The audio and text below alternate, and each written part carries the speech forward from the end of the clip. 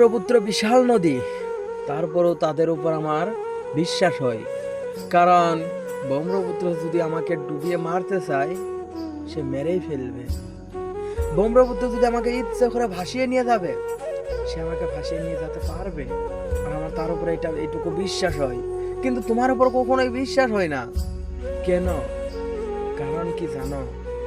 তুমি তো বলো আমি তোমাকে অনেক ভালোবাসি, সামনে থেকে জড়িয়ে ধরো আর পিছন থেকে ছুরি বসাও। কি দরকার ছিল? কি দরকার ছিল তুমি আমাকে এমন মিথ্যা ভালোবাসা দেওয়ার? কি দরকার ছিল তুমি আমাকে এমন দুর্ব্যবহার, এমন কঠিন আচরণ করার? আর আমি তো তোমাকে নিজ ইচ্ছা ভালোবাসতে যাইনি। তুমি যদি আমাকে কোন প্রথমে বলেই দিতা আমি তোমাকে ভালোবাসবো না, তুমি আমার পিছনে ঘুর ঘুর কইরো না, আমি তোমাকে কখনোই ভালোবাসতাম না। তারপর তুমি ভালোবাসা দেখাইলা, তুমি ভালোবাসলা, আবার উপর উপর ভালোবাসা দেখাও, ভিতরে কি ছুরি বসাও। এইটাই তোমার ভালোবাসার চলো না? পুরো জিন্দেগিটাই, পুরো পৃথিবীটাই এমন। আরে বোন, তুমি ভালোবাসো, তুমি নারী, তোমার একদিন না একদিনের পুরুষের ঘরে যেতেই হবে। সে পুরুষকে তুমি কি বলবে? যে আমি কোনো পুরুষের দ্বারাই আসক্ত নই? সম্পূর্ণ তো সেদিন তোমার মিথ্যা কথা হবে। তাই তুমি কখনোই এমন ব্যবহার করো না যাতে তোমার ব্যবহারে অন্য একজন মানুষ কষ্ট পায়। তোমার জীবন যেমন সৃষ্টিকর্তা তোমারে দিয়েছে, তোমারে বানিয়েছে, তেমনি অন্য একজনের জীবনও সৃষ্টিকর্তাই বানাইছে।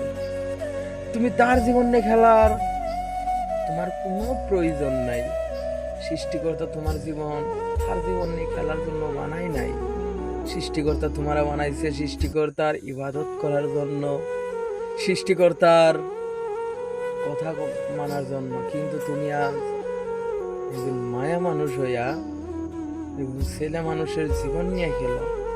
ব্রহ্মপুত্রের উপর কেন বিশ্বাস হয়? সে যদি ইচ্ছা করে তোমার ভাষায় নিয়ে যাবো, সে ভাষায় নিয়ে যাবো।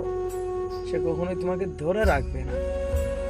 সে কখনোই তোমাকে বলবে না আমি তোমাকে ধরে রাখবো।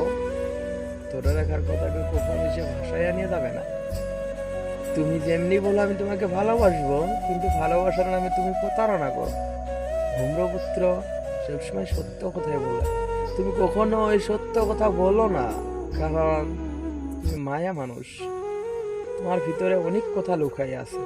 আমি এটা সম্পূর্ণভাবে আমি বুঝতে পারি, কারণ অনেক মায়া মানুষের বিজ্ঞানীরা চর্চা করেছে। তাদের মাইন্ডটা যেন চক্রীর মতন হঠাৎ ঘুরে। তাই কখনোই এমন ব্যবহার করো না যাতে তোমার কথা অন্য একজন মানুষ কষ্ট পায়।